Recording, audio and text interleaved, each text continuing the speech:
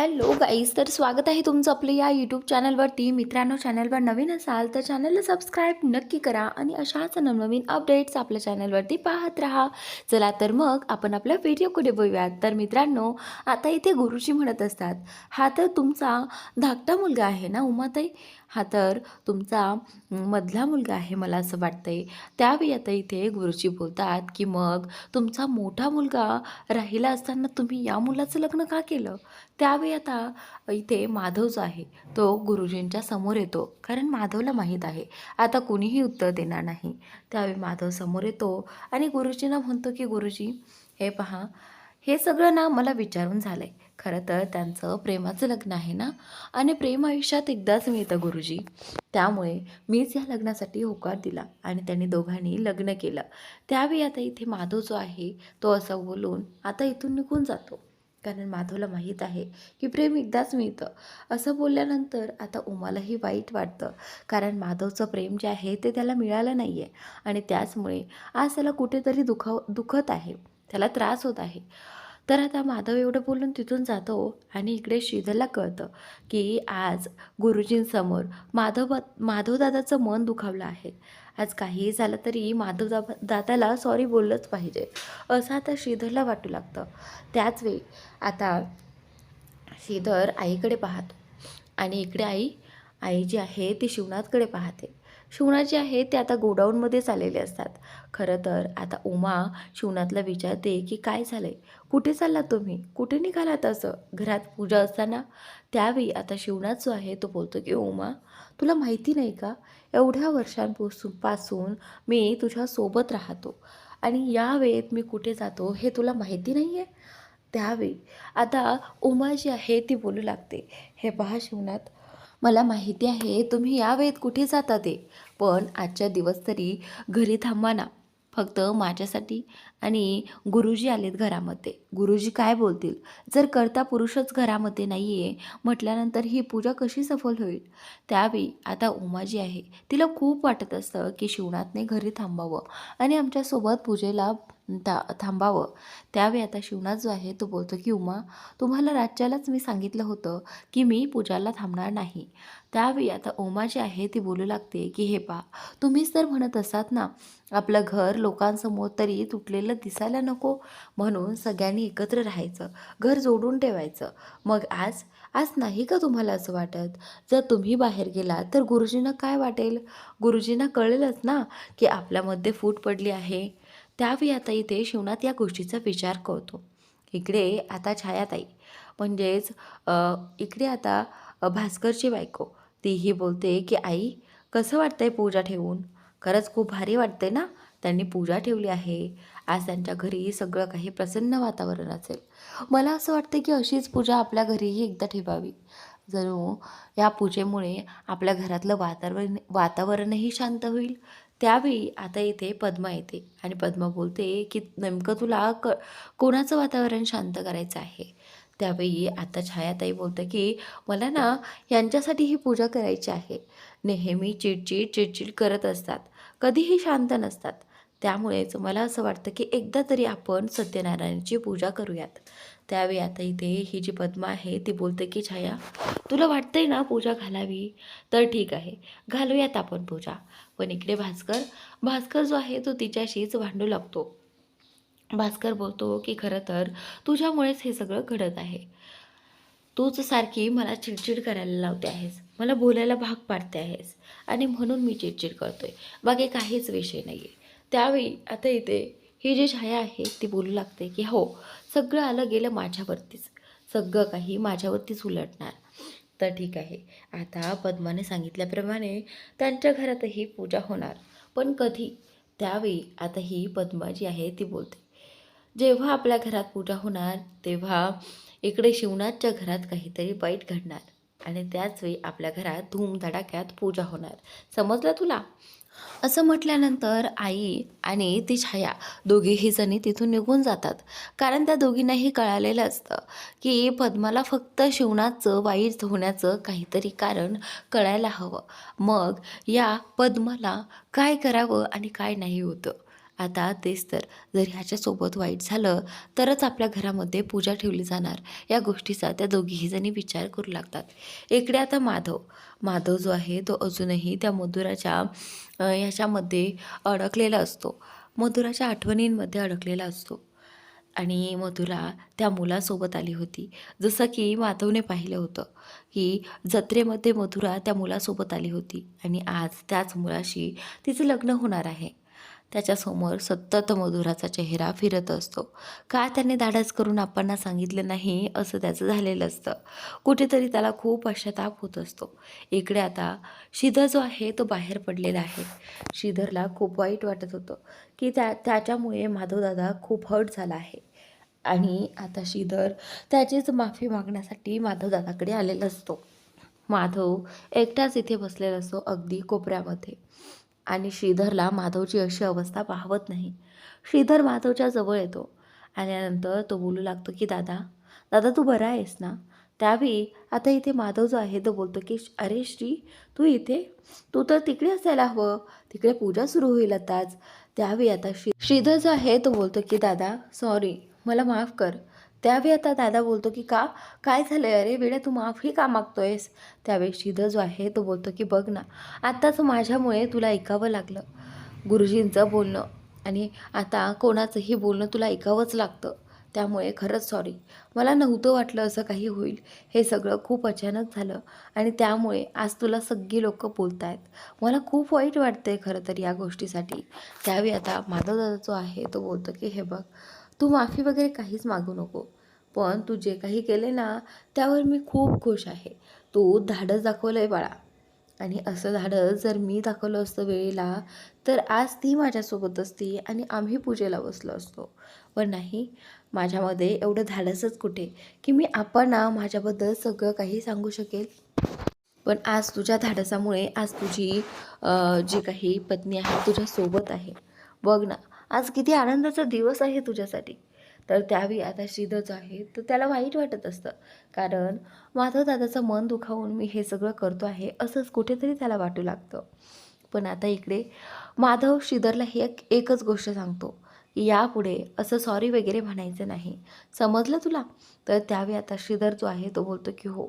तर त्यानंतर आता इकडे माधव बोलतो की श्रीधर, एक गोष्ट लक्षात घे ना, बघ ना आपला धाकटा भाऊ म्हणजेच राघव किती लहान असताना सुद्धा तो सगळं काही करतो अगदी न घाबरता. आज त्याने आपणच्या समोर जाऊन तुझं लग्न लावून दिलं, आपणच्या विरोधात जाऊन. आपल्यामध्ये एवढं धाडस का नाही रे? आणि तो जो वाटेल ते करतो, त्याच्या मनात जे येईल ते करत राहतो. पण आपल्याला कधीही ते जमणार नाही. आता इकडे श्रीधर आणि माधव दोघेही जण राघवची छोटा भाऊ असून तारीफ करत असतात. इकडे आता हनुमंतरावांना पद्माने फोन केलेला आहे आणि बोलत आहे की काय मग हनुमंतराव, काय चाललंय? आणि मला सांगा, तुमच्या पोरीकडे तुमचं लक्ष आहे की नाही? त्यावेळी हनुमंतराव पद्माला बोलतो की काय झालंय पद्माताई आता? त्यावेळी पद्माताई त्या हनुमंतरावांना सांगू लागते, अहो काय झालंय म्हणून काय विचारताय? रोज तुमच्या मुलीचा आवाज येत राहतो आणि तुम्हाला सांगितलंच ना हो की सतत ओरडत असते तुमची मुलगी. आणि तुम्हाला माहिती आहे का, आज ती ओरडत आहे म्हणून त्या लोकांनी काय केलं आहे? त्यावेळी हनुमंतराव त्यांना विचारू लागतो की काय केलं आहे? तर ती सांगू लागते की नेहमी ओरडणाऱ्या मुलीला शांत करण्यासाठी आणि गावातल्या लोकांना वाटायला हवं की हे घर किती संस्कारी आहे, त्यासाठी त्यांनी घरामध्ये आज एक सत्यनारायणाची पूजा ठेवली आहे आणि आज त्या पूजेला तुमच्या मुलीला बसवणार आहेत. त्यावेळी आता इथे गावकऱ्यांसमोर हे सगळं झाकण्यासाठी ही पूजा शिवनाथने ठेवली असल्यामुळे हे या पद्माने हनुमंतरावांना समजावून सांगितलेलं आहे, जेणेकरून हनुमंतराव भडकेल आणि या सगळ्याचा राग तो शिवनावर काढेल. तर आता पद्मा बोलते की जे करायचं आहे ना ते लवकरात लवकर करा बघा, कारण वेळ निघून गेल्यावर काहीच फायदा नाही. त्यावेळी आता हनुमंतरावांच्या डोक्यात येतं की हो, आजच काय करायचं आहे ते करावं लागणार आहे, जेणेकरून आपल्या मुलीला अजून काही ते सहन करावं लागणार नाही. तर त्याचनंतर आता इकडे पद्मा फोन ठेवते. फोन ठेवल्यानंतर इकडे हा जो रुद्रांश आहे तो बोलतो की आतू, खरंच तू ग्रेट आहेस, तू काहीही करू शकतेस हां. त्यावेळी आत्तू तिची हसते आणि बोलते की रुद्रा, असं सगळं केल्यामुळे आपल्याला छान दिवस पाहायला मिळेल ना, त्यासाठीच हे सगळं केलं. त्यानंतर भास्करही तिथेच असतो. भास्कर, रुद्रांश, पद्मा हे तिघेही जण हसू लागतात, कारण आज त्यांना शिवनाथवरती एक वाईट दिवस येताना पाहायचा होता. आणि अगदी त्या पूजेच्या दिवशीच इकडे आता श्रीधर आणि माधव दोघेही जण राघवविषयी बोलत असतात. तर जेव्हा राघव त्यांच्या समोर येतो, राघव काही सामान आणण्यासाठी बाहेर गेला होता आणि आता फायनली ते सामान घेऊन आलाय. पूजेचं सामान आणण्यासाठी उमाने त्याला पाठवलं होतं. खरंच इकडे आता श्रीधर जो आहे तो बोलतो की माधव दादा, जर राघव नसता तर आज मीही तुमच्यासारखंच हातावर हात धरून बसलो असतो. त्यानेच तर माझं लग्न लावून दिलं, नाही तर काय. तर तेवढ्यातच असं म्हटल्यानंतर राघव आणि बंटी दोघे जण तिथे येतात. आल्यानंतर राघव बंटीला बोलतो की हे काय चाललं आहे बंटी मामा, आणि हे दोघं जण असे का बसलेत. तर बंटी बोलतो की चल आपण जाऊन पाहूयात की. त्यावेळी बंटी आणि राघव दोघेही जण त्यांच्या जवळ गेले आणि त्यांना विचारू लागले की काय झालंय, तुम्ही असे का बसला आहात. त्यावेळी माधव जो आहे तो राघवच्या जवळ येतो आणि जवळ आल्यानंतर त्याच्या तोंडावरून हात फिरवतो. आणि इकडे माधव राघवला बोलतो की काही नाही, चल आता आपण पूजेची तयारी करूयात.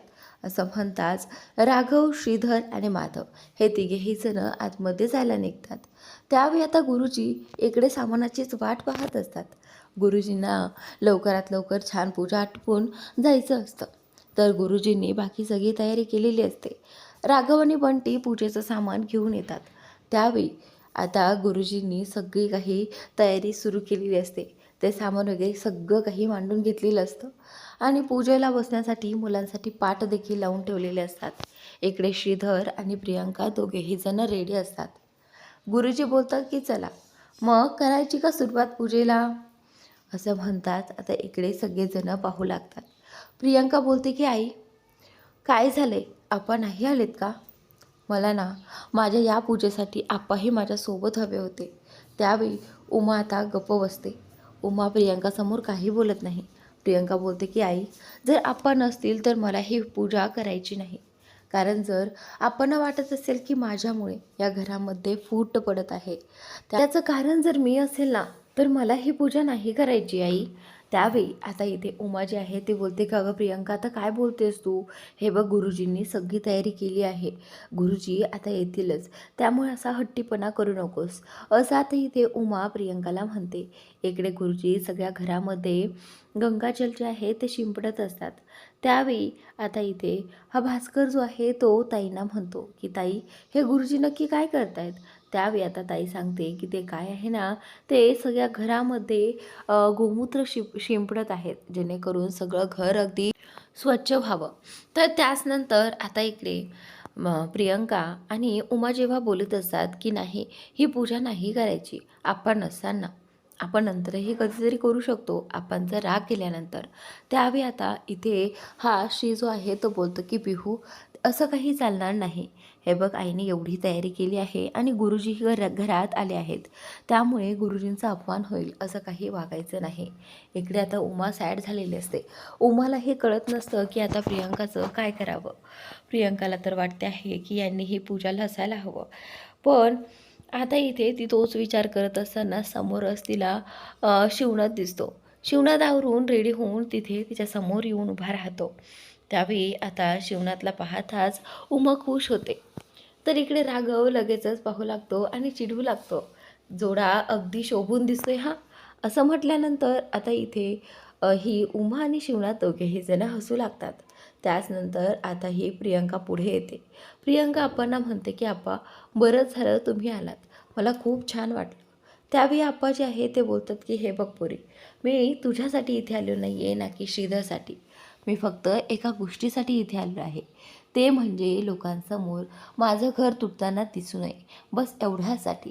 आणि आपल्या घरात देवाची पूजा सुरू असतानाच मी असं घराबाहेर पडणं योग्य नाही. लोक काय म्हणतील, लोक नाव ठेवतील, असं म्हणताच आता इथे हा जो शिवनाथ आहे तो घरी थांबलेला आहे.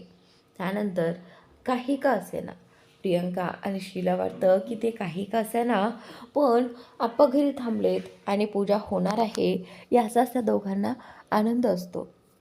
इकडे आता शिवनाथला उमा म्हणते की मला माहिती होतं की तुम्ही नाही जाणार, पण तुम्ही पण ना खूप हट्टाला पेटलेले असतात. इकडे आता राघव त्या दोघांनाही चिडवत असतो. राघव बोलतो की आज कुणीतरी खूपच छान दिसतं आहे बरं का, असं म्हणत आता तो बाजूला होतो. इकडे आता उमा आणि शिवनाथ दोघेही जण बसायला घेतात आणि बाकीची सगळी तयारी झालेली असते. लग्नासाठीची सगळी तयारी झालेली असते. तर गुरुजी सांगतात की चला मग आता कर्ता पुरुषाला आहे म्हटल्यानंतर करायची का पूजा सुरू. त्यावेळी आता इथे उमाताई ज्या आहेत त्या बोलतात की हो गुरुजी, पूजेला सुरुवात करूयात. इकडे आता गुरुजींनी प्रियंका आणि शीला दोघांनाही पाटावर बसायला सांगितलं. प्रियंकाने देवासमोर हळदी कुंकू वाहिलं आणि त्यानंतर गुरुजींनी तिच्याही कपाळाला ते हळदी कुंकू लावायला सांगितलं आणि पूजेला सुरुवात केली. इकडे शिवनाथ त्या पूजेकडे पाहतही नाही, पण तरीसुद्धा शिवनाथची जी काही उपस्थिती आहे ती खूप महत्त्वाची होती आणि ती उपस्थिती शिवनाथने दिली होती. इकडे आता उमा म्हणत असते ते काहीही असो, पण हे पूजेला आले ना, हे फार महत्त्वाचं आहे. इकडे आता सगळेजण खुश असतात. वेदा देवासमोर हात जोडून पूजेसाठी बसलेली असते, तेही बहिणीच्या अगदी मागेच. त्यानंतर इकडे ही प्रियंका जी आहे ती श्रीधरच्या डोळ्यात पाहत असते आणि एकमेकांकडे पाहून आता त्यांना वाटत असतं की आता फायनली त्या दोघांना सगळ्यांनी ॲक्सेप्ट केलं आहे. आपण जरी नसलं केलं तरीही आपण लवकरच करतील अशी तिला आशा असते. तर इकडे जेव्हा गुरुजी सांगतात की पाणी वगैरे टाका स्वतःच्या हाताने, तर तुम्ही त्याच्या हाताला हात लावा, सगळं काही सुरू असतं. तर अचानकच आता या प्रियंकाच्या पप्पांचा आवाज इथे प्रियंकाला येतो. ए शिवनाथ बाहेर ये, असं म्हणताच आता प्रियंका जी आहे ती ओळखते की हा तिच्या पप्पांचाच आवाज आहे. तर त्यावेळी आता प्रियंका घाबरते की आता पप्पा कशाला आले असतील इथे, हा प्रश्न इथे प्रियंकाला पडतो. जेव्हा शिवनाथला उमाला त्यांचा आवाज येतो त्यावेळी आता शिवनाथ जो आहे तो लगेचच बाहेर जातो. शिवनाथला घरात कुठलाही राडा होऊ द्यायचा नसतो. त्यावेळी आता प्रियंका देखील बाहेर निघून जाते. इकडे आता प्रियंकाच्या पाठीमागे सगळेजण बाहेर जातात आणि इकडे आता हे हनुमंतराव काय म्हणत आहेत नक्की ते ऐकतात. त्यानंतर शिवनाथ जो आहे तो घराच्या बाहेर आलेला आहे आणि शिवनाथ हनुमंतरावांना समोर पाहतो. तर हा हनुमंतराव जो आहे तो पोलिसांना घेऊन आलेला असतो. शिवनाथला कळत नाही की हे पोलीस इथे काय करत आहेत, म्हणजे कशासाठी आले आहेत. तर त्यावेळी आता बाकीचे सगळेजण बाहेर आल्यानंतर तेही पाहतात आणि तेही पोलिसांना पाहून चकित होतात की पोलीस नक्की इथे आणि कशासाठी. त्यावेळी त्यातलाच एक पोलीस जो आहे तो बोलू लागतो की शिवनाथराव, आम्ही तुम्हाला घेऊन जायला आहोत, तुम्हाला अटक करायला आलो आहोत. हे ऐकताच राघवला खूप मोठा धक्का बसतो. राघवलाच काय, बाकी सगळ्यांनाच धक्का बसतो. तर त्यावेळी आता शिवनाथ जो आहे तो त्यांना विचारू लागतो की काय काय म्हणालात तुम्ही. त्यावेळी आता इथे ते बोलू लागतात की मी तुम्हाला अटक करायला आलो आहे. त्यावेळी आता इथे हा शिवनाथ जो आहे तो बोलतो की पण कशासाठी, मी काय केलं आहे, असं म्हणताच इथे हनुमंतराव लगेचच मध्ये बोलू लागतात की तुम्ही माझ्या मुलीशी कसं वागताय आणि माझ्या मुलीला तुम्ही पळवून या घरामध्ये आणलेलं आहे, त्याचमुळे मी तुमच्यावर केस केली आहे. हे ऐकताच आता इथे सगळ्यांना खूप मोठा धक्का बसलेला आहे. इकडे आता ही पद्मा म्हणत असते की आता मजा येईल खरी पाहायला, चल भास्कर आपण खाली जाऊन पाहूयात, असं म्हणतात. आता भास्कर आणि पद्मा दोघेही जण इकडे हसू लागतात आणि आता खाली जाऊन पाहण्यासाठी चालू लागतात. इकडे आता राघव पोलिसांना बोलण्याचा प्रयत्न करणार असतो, पण त्यामध्ये आता राघवला काहीही कोणी बोलू देत नाही आणि शिवनाथ शांत उभा असतो. शिवनाथला माहीत आहे हे सगळं हनुमंतरावांनी केलं आहे. तर आता इकडे हनुमंतराव पोलिसांना बोलतो की न्यायाला, त्याने माझ्या मुलीला पळून आणलं आहे, ह्याच्या मुलाला फूस लावून. त्यावेळी आता इथे प्रियंका मध्ये बोलते. प्रियंका जी आहे ती बोलते की तुम्ही माझ्या सासऱ्याला आत टाकणार नाही, जर तुम्ही माझ्या सासऱ्याला आत टाकत असाल तर मी तुमच्या विरोधात FIR करेल, मग ठरवा तुम्ही काय करायचं आहे. माझ्या सासऱ्यांची यात काहीच चूक नाही आहे, मी माझ्या मर्जीने या घरात आली आहे लग्न करून, त्यामुळे ज्याला कोणाला काही करायचं असेल ना त्याने माझ्या विरोधात करा, असं आता इथे ही प्रियंका तिच्या पप्पांना म्हणते. खरं तर प्रियंकाने यावेळी तिच्या पप्पांचा मान महत्त्वाचा वाटला नाही प्रियंकाला. कारण शिवनाथची काहीही चूक नसताना शिवनाथला पोलीस घेऊन जाणार होते आणि म्हणूनच हे सगळं करण्यापासून इथे प्रियंकाने थांबवलं आहे, तेही तिच्या पप्पांच्या विरोधात जाऊन. तर मित्रांनो, आजचा भाग कसा वाटला कमेंट करून नक्की सांगा. तर पुढील भागात तुम्हाला असं काही पाहायला मिळणार आहे. प्रियंकाच्या बोलण्यामुळे पोलीस इथून निघून गेलेले आहेत. तर पोलिसांनाही कळालं आहे की हे सगळं तिच्या मर्जीनुसार झालेलं आहे, त्यामुळे ह्यांना घेऊन जाण्यात काहीच अर्थ नाही. त्यानंतर आता पोलीस गेल्यानंतर सगळेजण आतमध्ये येतात आणि आनंदाने सत्यनारायणाची पूजा करू लागतात. इकडे आता सगळेजण आनंदी असतात.